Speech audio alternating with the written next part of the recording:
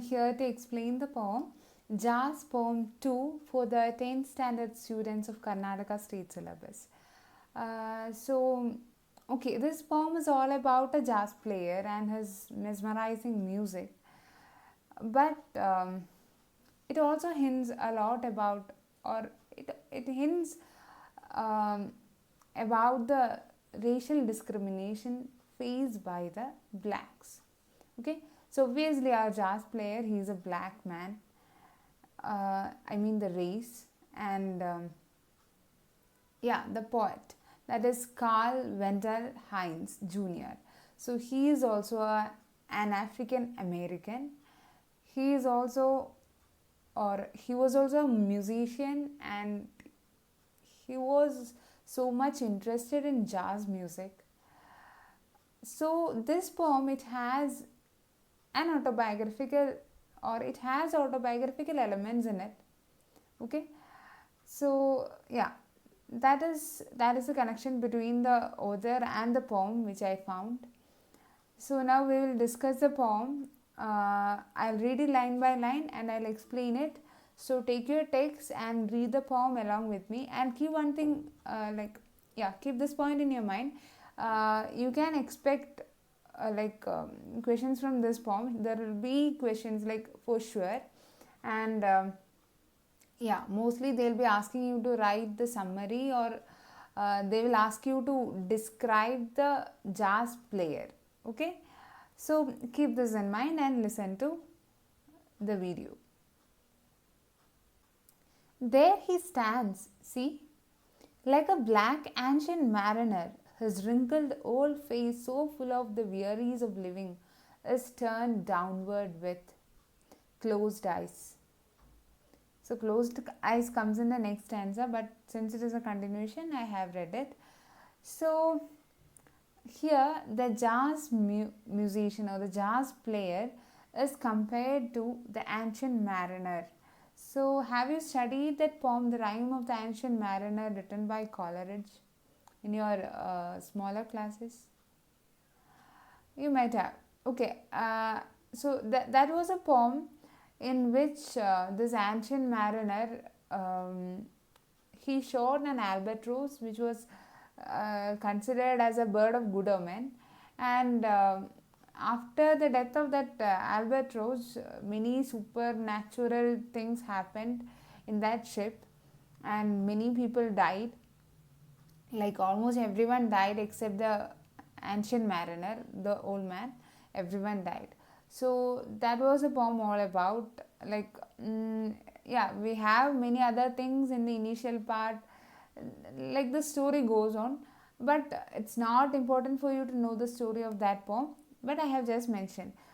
Okay, so the ancient mariner mentioned in this poem is an ancient mariner in the poem The Rime of the Ancient Mariner, written by Samuel Taylor Coleridge. Okay, so it is said that here this jazz player, he his face is wrinkled, and it is said that he is old, and his face was full of wearies of living. Like he is almost tired, he is done with his life, like he is no more interested, or he doesn't have, like, we can't see that enthusiasm on his face. And his face, it was like turned downward with closed eyes. So usually like a bent down head, that itself shows that feeling of depression, or like disinterestedness and all. Okay, uh, okay, fine. So it is also written, okay, we are moving to the next line. It is written, his frayed collar faded blue, old shirt turns dark with sweat, and the old necktie undone drops loosely about the worn old jacket. So in the first stanza it is given, he is an old man with wrinkled face. Then what? Like he is tired, he is not at all interested in his life, and his head was hung down with closed eyes. Now again it is said that his frayed collar. Okay, So now it tells us about his costume. Frayed collar, frayed in the sense about to tear, like threads coming out. So the collar of his shirt was almost frayed, and his shirt had a faded blue color. But okay, so that shows what the shirt is also very old, and it's not a good one, and it turns dark with sweat. Okay, his shirt has turned dark, even though it was or it had faded blue color, it turned dark because of his sweat. And the old necktie, so he also had a necktie that too was not kept properly, and yeah, it drops loosely about the worn old jacket. So he wore a jacket also, that too old torn one. Okay, so now keep that picture, try to imagine that picture in your mind. An old man, black, wrinkled old face, that disinterestedness on his face, then head hung down, eyes closed, then faded blue color shirt, but completely like gone dark because of the sweat, then frayed collar, then there was also a what necktie which was not set properly, and he also wore a worn out old jacket. Okay, this picture should be made clear there in your mind. Okay, let us see the next line. Let us read it. Just barely holding his sagging stomach in. Yeah, his rundown shoes have paper in them, and his okay, let me turn this page.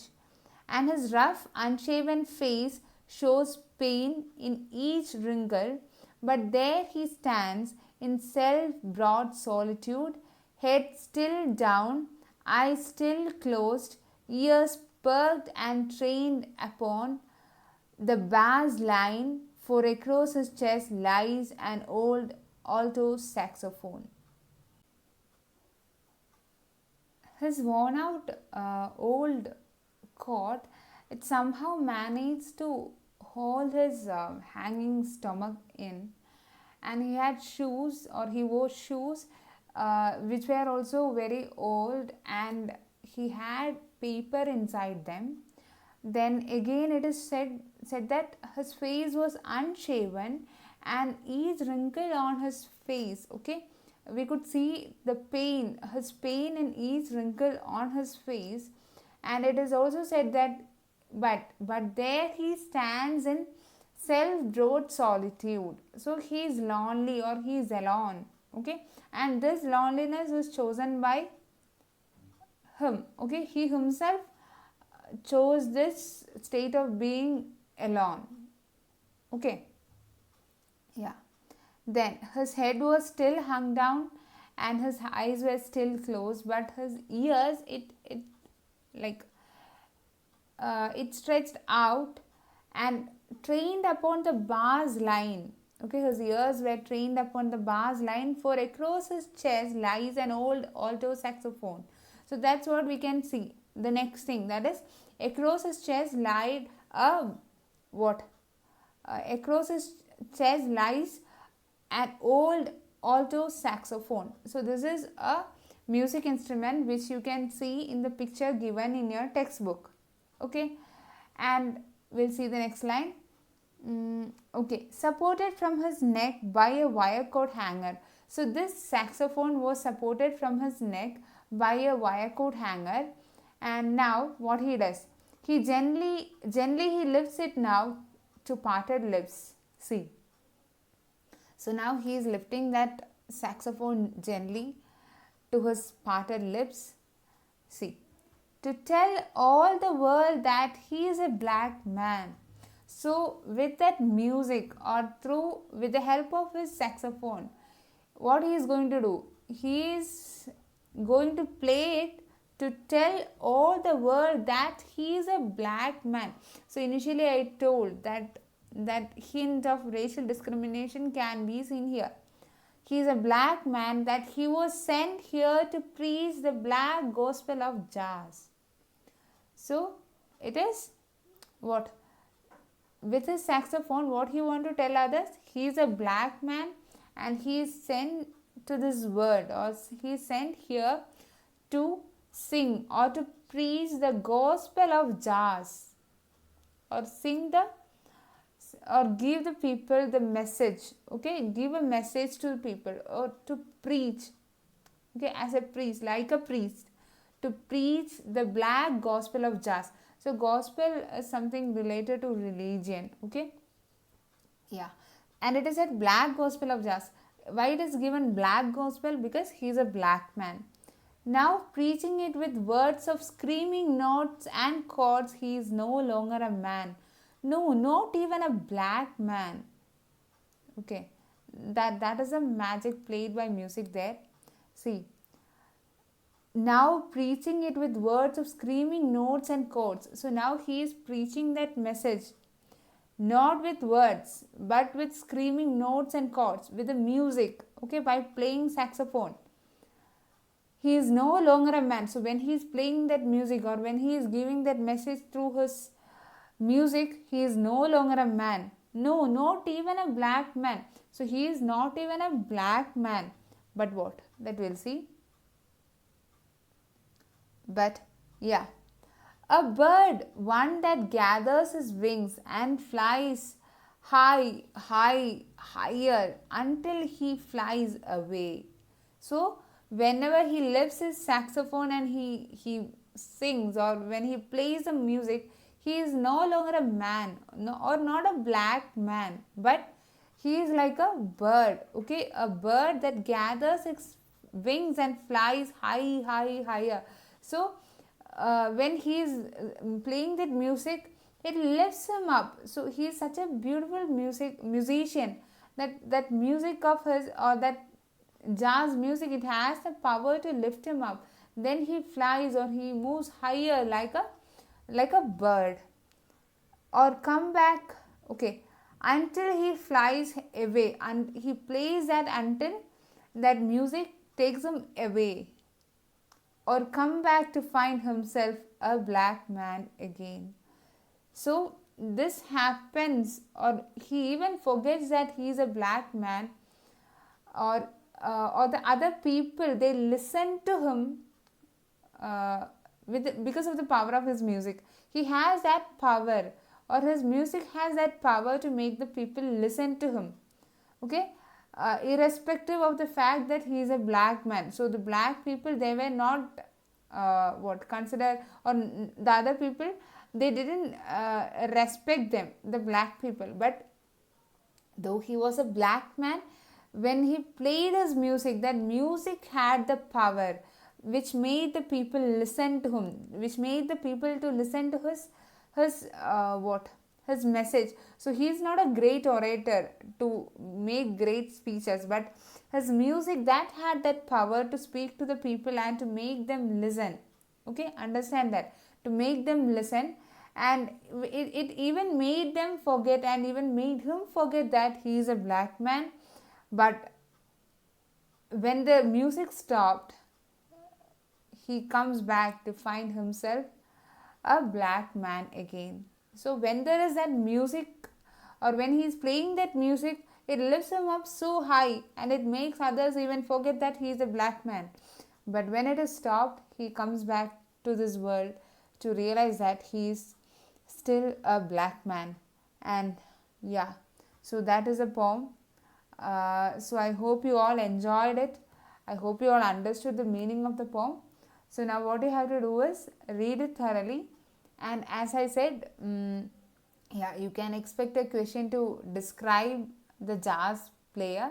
So what you can do, you can make a note about, or you can make yourself a note about like you can write a paragraph about the appearance, or like how does he look, his dress, the condition of his coat, shoes, everything. Then so that can be done, so that it will be like clear to you and you will not forget. So don't keep it for another day. Soon after listening to the video, do it yourself, so that you will not have to take more efforts to study it again. So do that. Yeah. So take care and be happy. That's all for today. Bye.